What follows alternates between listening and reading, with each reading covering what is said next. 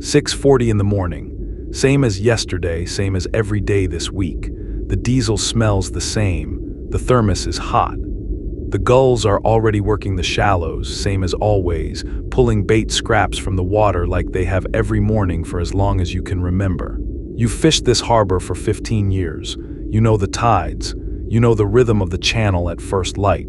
You figure today will be exactly like every other day out here. Nothing in your experience suggests otherwise. And then the water starts going the wrong direction. Not rising, sliding backward off the pilings away from the dock out toward the harbor mouth. The mooring lines go taut. The hull groans. The mud beneath you hasn't seen daylight in decades. Nothing in 15 years on this water has prepared you for a harbor that empties. The seabed is exposed. Stranded fish are flopping in the mud. The gulls are already diving. It looks like the ocean pulled back a curtain. What is it actually showing you?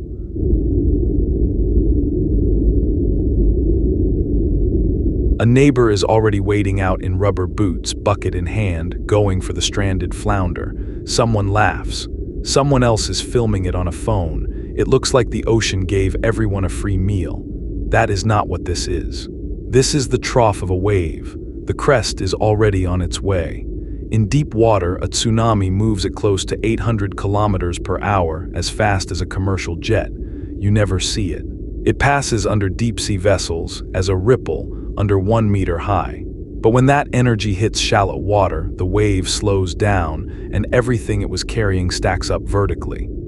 A 1 meter ripple in the open ocean becomes a 10 to 30 meter surge on the coast. The same energy, just compressed. The exposed seabed and the flopping fish are not a discovery. They are a warning sign, the last one you get. Stepping onto that mud guarantees you are standing exactly where the surge arrives first. Look out toward the harbor mouth. The horizon at the entrance doesn't curl like surf. It simply rises and whitens at the leading edge.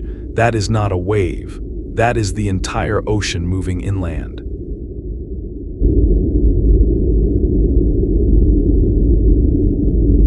The engine catches on the second try. The channel ahead is already crowded, every boat in the harbor making the exact same decision at the exact same moment. You are not the only one who thought of this. A fishing boat runs at roughly 10 knots. That is about 11 miles per hour. The incoming tsunami surge moves inland at 20 to 30 miles per hour.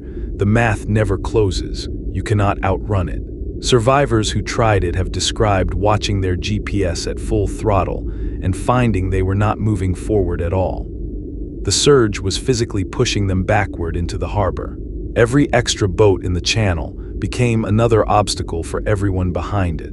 Offshore evacuation works for a distant tsunami, one where warning systems give you hours to reach deep water, 50 meters or more, before the surge arrives. That is not this. A local earthquake means the surge is minutes away. The boat is already lost.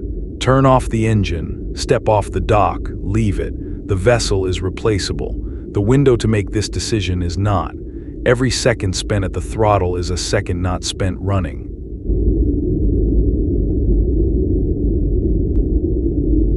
At the top of the ramp, a cluster of figures, not moving. Faces turned toward the harbor mouth.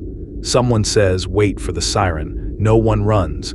Everyone is doing what humans do in a moment of extreme ambiguity. They are looking at each other. Researchers who study rapid onset disasters call this milling. It is the time a group spends seeking social confirmation before anyone acts, and it is one of the most reliable predictors of who dies in a tsunami. Studies using high-resolution inundation simulations show that when people evacuate immediately, mortality approaches zero. When the group hesitates past 5 minutes, death spikes sharply because the crowd waits until the evidence is undeniable. By then, it is too late to outrun what's coming. In 2004, the fishing hamlet of Samiarpeti in India survived while neighboring villages were destroyed. The difference was prior training. When the water receded, they recognized it. They broke from the crowd immediately. They lost their boats and their gear, not their lives. Be the first to move. Shout the warning. Do not wait for consensus. Do not wait for a siren. The siren is designed to warn people inland. You are already in the inundation zone. The warning is the water going out.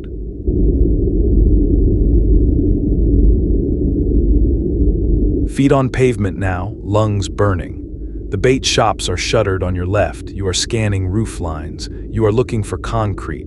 You are looking for height, because distance alone can run out before the wave does. The target is a reinforced concrete or structural steel building, 3rd floor or higher, ideally 6 stories or more.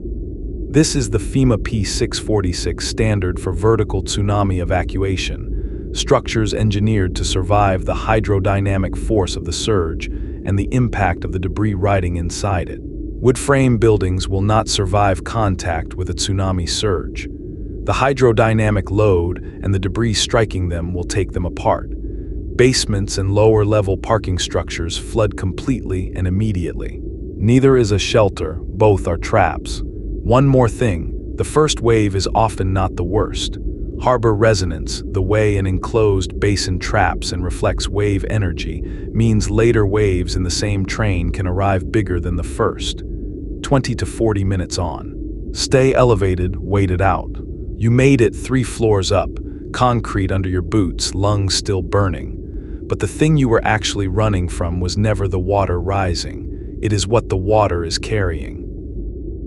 From the stairwell landing, looking down, the street below is filling, and it is not filling with water. It is filling with something black and moving fast, something that absorbs the light instead of reflecting it.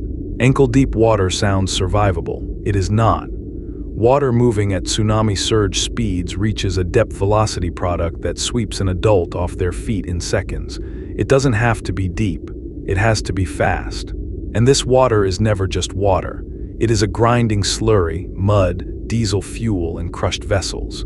Shipping containers and vehicles are moving inside it at highway speed. A floating dock becomes a battering ram. A parked car becomes a projectile. Then the fuel tanks rupture. Diesel floats on water, and when severed electrical lines hit the slick, the harbor surface catches fire. This happened at Tsunami port in 2011. Burning debris carried kilometers inland. The surge became a sea of fire. From 3 floors up, you can see all of it. The debris grinding past the building's base, the fire moving on the surface, the street beneath you gone. This is why the climb had to happen before the surge arrived. There is no correcting course once it's in the street.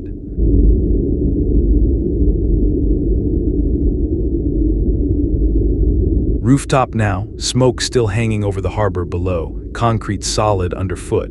The water below is quieter, but it is not finished. Harbor resonance will keep sending waves through that basin for hours, sometimes days. This is a wait, not a victory lap. Here is the sequence. Read the drawdown as the warning, not a curiosity. Abandon the vessel without hesitation. Refuse to wait for the crowd. Climb before the surge arrives. And stay elevated until the resonance settles. In that order. The boat is replaceable. The window to decide is not. Check out our other videos on flash flooding and urban survival. Subscribe to Gridfall Survival for more emergency preparedness videos. Prepare, adapt, outlast.